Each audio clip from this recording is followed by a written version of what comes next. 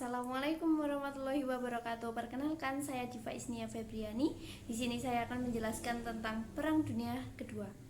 Nah, di sini yang saya akan jelaskan pertama yaitu latar belakang dari Perang Dunia Kedua. Nah, pada 1 September 1933 terjadi pertempuran perebutan wilayah antara Polandia dengan Jerman mengenai perebutan wilayah kota Danzig. Perang berlangsung dengan sangat cepat melalui jalur darat dan udara yang dimenangkan oleh pihak Jerman. Hal ini memicu kemarahan pihak sekutu dan mengumumkan perang terhadap Jerman.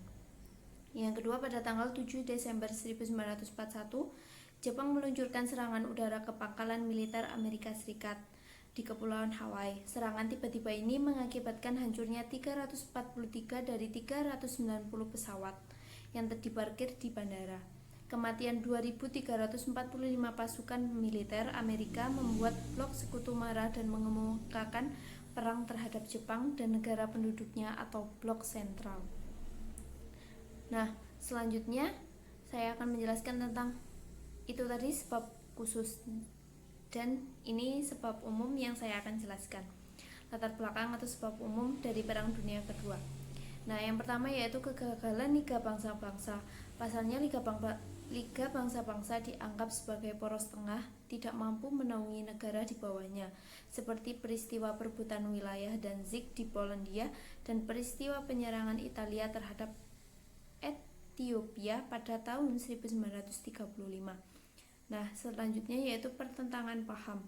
Terdapat dua paham besar yang saling bertentangan, yaitu paham liberalisme yang dianut oleh blok sekutu dengan paham fasisme yang dianut oleh blok sentral. Nah, yang selanjutnya yaitu adanya politik mencari sekutu. Negara-negara maju saling berlomba dan memperkuat militer dan persenjataannya sekaligus mencari sekutu dalam berperang. Hal ini mengakibatkan munculnya dua blok yang sangat kuat, yaitu blok fasis dan blok sekutu. Nah, yang keempat yaitu revenge idea, yaitu adalah politik balas dendam atas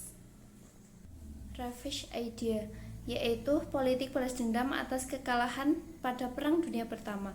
Revenge idea ditunjukkan oleh negara Jerman yang merasa sebagai negara paling dirugikan selama Perang Dunia Pertama.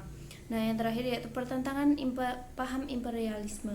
Terhadap pertentangan pada paham imperialisme di dunia seperti Italia, Irlandia, Italia mengingatkan seluruh laut tengah di bawah kekuasaannya. Haku Aishiu Jepang menginginkan kemakmuran bersama di Asia Timur Raya, dan Lebensraum Jerman menginginkan kekuasaan Jerman atas Eropa Tengah. Nah, selanjutnya kita akan membahas tentang jalannya Perang Dunia Kedua. Yang pertama, pada tahap awal, pada tahun 1939 sampai 1942, negara-negara sentral umumnya selalu menang di berbagai medan pertempuran selama negara-negara sekutu melawan negara-negara sekutu, mereka dapat hanya bertahan atau kalah. Nah, yang kedua yaitu tahap titik balik perang pada tahun 1942, kalahnya pasukan Jepang dalam pertempuran di Laut Karang pada 4 Mei 1942, dipukul mundurnya Jerman dalam pertempuran di El Alamein oleh Jenderal Montgomery tanggal 12 Oktober 1942. Nah, selanjutnya yaitu Jerman mulai mendapat perlawanan dari tentara Rusia yang dipimpin oleh Jenderal Georgy Zhuge dan kalah dalam pertempuran yang terjadi di Stalingrad itu pada tanggal 19 November 1942. Nah, yang terakhir yaitu pada akhir 1943 sampai 1945, negara-negara dari pihak sekutu mulai melakukan serangan atau pukulan yang berakibat kekalahan pada pihak blok sentral. Nah, selanjutnya kita akan bahas tentang dampak dari Perang Dunia Pertama. Dampak dari Perang Dunia Pertama yang pertama yaitu pada bidang ekonomi. Perang Dunia Kedua memberikan banyak dampak di bidang ekonomi, di antaranya perekonomian dunia mengalami kekacauan. Ini membawa Amerika Serikat muncul sebagai negara kreditur, sementara Jerman dan Jepang tumbuh menjadi negara industri. Nah, yang selanjutnya yaitu pada bidang sosial. Banyaknya korban perang mendorong masyarakat dunia membentuk United Nations Relief Rehabilitation Administration atau UNRWA. Tujuannya yaitu menyediakan makanan bagi orang-orang yang terlantar. mengurus para pengungsi, dan lain sebagainya. Selanjutnya, dampak yang dirasakan yaitu pada bidang politik. Perang Dunia II juga berdampak pada bidang politik. Amerika Serikat yang keluar sebagai pemenang selanjutnya menjadi negara adikuasa Uni Soviet juga berubah menjadi kekuatan raksasa superpower yang jadi Perang Amerika Serikat. Perebutan hegemoni keduanya kemudian berkembang menjadi Perang Dunia. Ini memicu munculnya politik aliansi yang berdasarkan sifat collective security, sehingga timbul organisasi fakta pertahanan seperti NATO, Fakta Warsawa, SEATO, dan MITO.